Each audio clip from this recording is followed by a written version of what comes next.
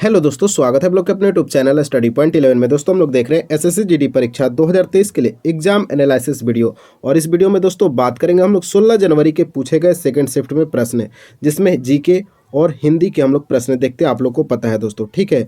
और दोस्तों कुल 25 प्रश्न हमारे पास अवेलेबल है। हम सारे प्रश्न को डिस्कस कर लेंगे और 100% दोस्तों रियल प्रश्न होंगे। और आज मैं जब एनालिसिस कराऊंगा तब आप लोग को पता चलेगा कि आपके जो प्रीवियस ईयर क्वेश्चन का जो मैंने टॉपिक करा रखा है वहां से कितने प्रश्न पूछे जा रहे हैं। आप लोग जरा कमेंट बॉक्स में खुद बताने का कष्ट करिएगा, ठीक है। तो चलिए दोस्तों शुरुआत करते हैं पहले प्रश्न से। उससे पहले आप लोग चैनल को फटाफट सब्सक्राइब कर लीजिए, बेल आइकन को दबा लीजिएगा, ठीक है। और टेलीग्राम चैनल से जरूर जुड़ जाइएगा, वहां आपको पीडीएफ भी अवेलेबल कराते रहता हूँ वक्त के साथ, ठीक। तो चलिए देखते हैं पहला सवाल क्या पूछा गया है।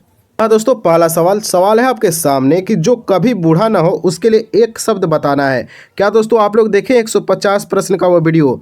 दोस्तों अगर आप में से किसी भी छात्र ने उस 150 प्रश्न वाले वीडियो को देखे होंगे तो उनका सही उत्तर था दोस्तों अजर। तो जो कभी बूढ़ा ना हो उसके लिए एक शब्द क्या होगा? अजर होगा दोस्तों। रिपीट प्रश्न है आपके प्रीवियस ईयर क्वेश्चन से। अगला सवाल पूछा गया कि संबंध बोधक से सवाल पूछा गया, ऐसा छात्रों के द्वारा बताया गया। सवाल क्या था दोस्तों वो नहीं बता पाए। चलिए हम बात कर लेते हैं संबंध बोधक के बारे में। देखिए दोस्तों, वाक्य में प्रयोग किए जाने वाले वैसे ऐसे शब्द जिनका प्रयोग किसी को पुकारने, बोलने या बुलाने के लिए किया जाता है, और ऐसे शब्दों को संबोधन कारक कहते हैं। ध्यान रखेंगे दोस्तों। उदाहरण में आप रख सकते हैं कि अरे तुमने इतनी जल्दी इतना कार्य कैसे कर लिया। तो दोस्तों ये जो अरे लिखा हुआ है ये आपका संबंध बोधक शब्द है दोस्तों, चिन्ह है, ध्यान रखेंगे, ठीक है। आइए देखते हैं अगला सवाल। अगला सवाल आपके सामने है, घोड़ा का पर्यायवाची शब्द बताइए। तो दोस्तों घोड़ा का पर्यायवाची शब्द घोटकर हो जाएगा, विशु हो जाएगा, तरविपुत्र हो जाएगा, रस हो जाएगा, बाजी हो जाएगा दोस्तों, और तुरंग भी हो जाएगा दोस्तों, ठीक है। और अश्व भी होगा, ये भी आपको ध्यान में रखना है, ठीक है। तो ये सारे इंपॉर्टेंट पॉइंट है दोस्तों घोड़ा का पर्यायवाची शब्द से। और यह भी प्रश्न अभी 2 दिन पहले मैंने पर्यायवाची शब्द का 30 मिनट का वीडियो डाला है, जिसमें 150 प्रश्न को दोस्तों हम लोग डिस्कस किए हैं। प्रीवियस ईयर का है और वहाँ से रिपीट प्रश्न हुआ है। अगला सवाल देखते हैं। सर्वनाम से अशुद्धि वाला सवाल आपसे पूछा गया है। तो जिस छात्र ने सर्वनाम के बारे में पढ़ा होगा या फिर मेरे साथ सेट प्रैक्टिस भी कम से कम कर लिया होगा तो वो इस प्रश्न को सॉल्व कर लिया होगा सर्वनाम से, क्योंकि सेट प्रैक्टिस में 20 प्रश्न करा रहे थे बिल्कुल नए पैटर्न पे दोस्तों। उसमें सर्वनाम से सवाल पूछे जा रहे थे और हम बढ़िया से डिस्कस करके आपको सर्वनाम के बारे में समझाए भी थे। तो जो इस छात्र ने सेट प्रैक्टिस मेरे साथ लगा लिया होगा उसका यहाँ 2 नंबर बन गया होगा, ठीक है। अगला सवाल देखते हैं। विश्वनाथन आनंद किस खेल से संबंधित है? बिल्कुल आसान सवाल। तो राइट आंसर था शतरंज। तो दोस्तों विश्वनाथन आनंद जो है शतरंज यानी चेस से संबंधित खिलाड़ी हैं, याद रखेंगे। नेक्स्ट, जीएसटी कब लागू हुआ? यह सवाल आपसे पूछा गया कि जीएसटी जो है दोस्तों कब लागू हुआ। तो 1 जुलाई 2017 को जीएसटी लागू हुआ दोस्तों। यहाँ से सवाल ये भी पूछा जा सकता है जीएसटी किस प्रकार का कर है। मैंने एनालिसिस के दौरान डिटेल्स एनालिसिस में बता रखा है दोस्तों कि यह एक अप्रत्यक्ष कर है। कैसा कर है दोस्तों? अप्रत्यक्ष कर है। जीएसटी याद रखेंगे कब लागू हुआ, तो 1 जुलाई 2017 को लागू हुआ। आइए देखते हैं अगला सवाल पूछा गया कि उड़ीसा का त्यौहार बताइए। तो दोस्तों क्या ऑप्शन में था ये तो नहीं पता, लेकिन मोस्ट इंपॉर्टेंट ये 3 जो है ना, ये त्यौहार उड़ीसा के मोस्ट इंपॉर्टेंट है, जिसमें गोटी पुआ, छाऊ, घूमर, ये इंपॉर्टेंट त्यौहार है, ध्यान रखेंगे, ठीक है। Next, under 19 T20 2022 world cup का आयोजन कहाँ हुआ था?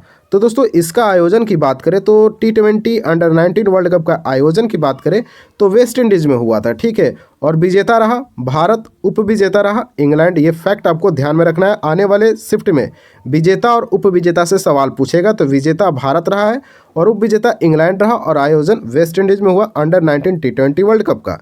अगला सवाल आपसे पूछा गया है, गुलाब और सपेरा किस नृत्य से संबंधित है? तो दोस्तों मोस्ट इंपॉर्टेंट सवाल है, थोड़ा सा हट के सवाल पूछा गया लेकिन काफ़ी इंपॉर्टेंट सवाल है, ठीक है। और यह सवाल आपके सीजीएल के एग्जाम में भी पूछा जा चुका है।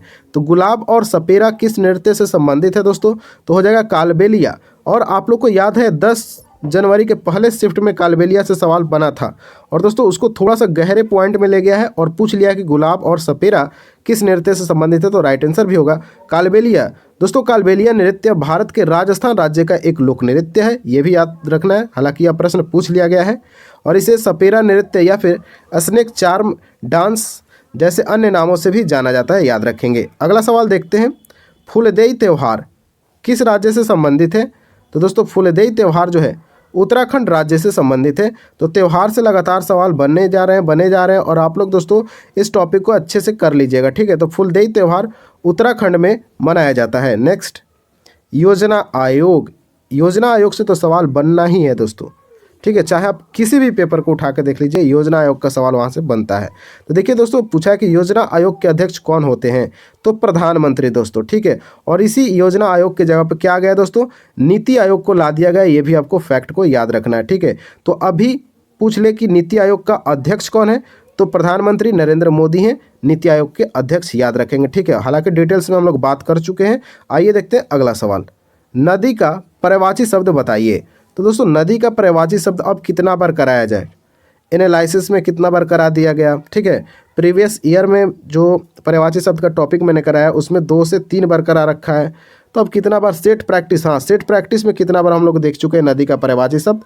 तो बिल्कुल इस प्रश्न का सही उत्तर हो जाएगा सरिता, तरंगड़ी, तटनी। अब आपके ऑप्शन के ऊपर डिपेंड करता है कि वो ऑप्शन में क्या दे रहा है, ठीक है। तो नदी का पर्यायवाची याद रखेंगे सरिता, तरंगड़ी और तटिनी। नेक्स्ट, गागर में यहाँ खाली स्थान छात्रों के द्वारा बताया गया और खाली स्थान को भरना था।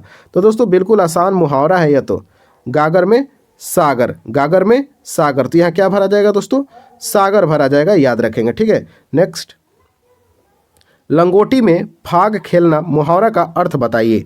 तो दोस्तों लंगोटी में फाग खेलना, अब एनालिसिस जब आप कर रहे हैं तो अब आपको लगेगा कि यह कैसा सवाल पूछ लिया, यह कैसा मुहावरा पूछ लिया, लेकिन याद अगर करेंगे या फिर आप मेरा मुहावरा वाला वीडियो देखे होंगे 150 प्रश्न वाला वीडियो, तो वहाँ आपको साफ साफ मैंने करा रखा है कि लंगोटी में फाग खेलना मुहावरे का अर्थ होता है कि दरिद्रता में आनंद मनाना दोस्तों, ठीक है। तो अगर आप प्रीवियस ईयर वाला टॉपिक देख लेते हैं, केवल 8 वीडियो है दोस्तों, और वहाँ से डेली प्रश्न पूछा जा रहा है, प्रतिदिन प्रत्येक शिफ्ट में वहाँ से प्रश्न बन रहे हैं। अगर आप सीरियस हैं वर्दी पहनने के लिए तो आप जरूर उस प्लेलिस्ट को एक बार देख लीजिएगा चैनल पे जाके। तो लंगोटी में फाग खेलना मुहावरा का अर्थ हो जाएगा दरिद्रता में आनंद मनाना दोस्तों, ठीक है। तो आप लोग फटाफट चैनल को सब्सक्राइब कर लेंगे, ठीक है, आपको वीडियो अच्छा लग रहा है तो। अगला सवाल आपसे पूछा गया है कि निर्माण का विलोम शब्द बता दीजिए। बताइए निर्माण का विलोम शब्द, बहुत बार मैंने करा रखा है, ठीक है। निर्माण का विलोम शब्द, अभी कल मैंने टॉपिक जो डाला है विलोम शब्द का, आज ही डाले हैं ना, हाँ आज डाले हैं। आज का आप लोग टॉपिक देखेंगे, वीडियो देखेंगे, विलोम शब्द का मैंने करा रखा है, उसमें निर्माण का 2 से 3 बार करा रखा है, ठीक है। तो दोस्तों निर्माण का विलोम शब्द होगा ध्वंस और नाश। हालांकि यह प्रश्न आसान है, लेकिन और भी बहुत सारे उसमें विलोम शब्द हैं जो कठिन है, उसको भी आपको देखना बहुत ज़रूरी है। तो आप लोग उस वीडियो को देख लीजिएगा जो आज सुबह मैंने अपलोड किया है। अगला सवाल और अंतिम सवाल है कि विटामिन डी के कमी से दांतों में खून की कमी होती है। खून की कमी नहीं, किस चीज़ की कमी होती है यह प्रश्न पूछा गया है, ठीक है। खून की कमी नहीं, दांत में खून कहाँ होता है। तो विटामिन डी के कमी से किस की कमी होती है, ऐसा करके आपसे सवाल पूछा गया है।